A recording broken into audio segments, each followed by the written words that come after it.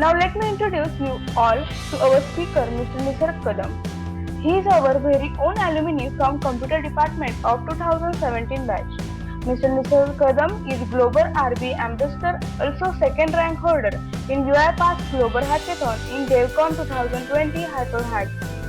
He is experienced in process design document building and solution design documentation for RPA process, chatbots, and also in AI/ML.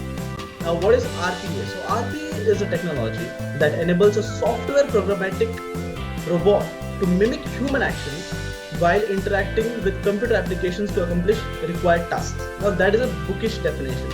But what exactly it does is it replaces all the human repetitive tasks that you do, and it automates that, and it gives it to a robot which will execute it on behalf of you.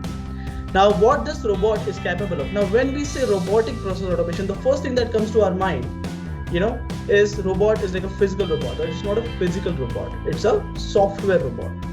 What you can do and how you can start the journey of RPA and how it can help startups. There are 4 different business models that I have carved out specially for this meeting, especially for our session today.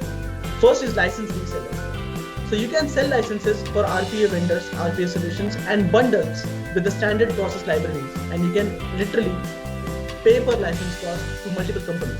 So you can become a broker for the license. Sir, as today market is growing, what do you think how much chatbot services will be gaining? And can you throw some light on it? Chatbots are nothing but the intelligent or AI, but it is just a conversational AI.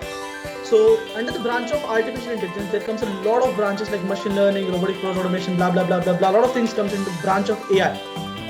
Chatbot comes in the branch of a conversational AI.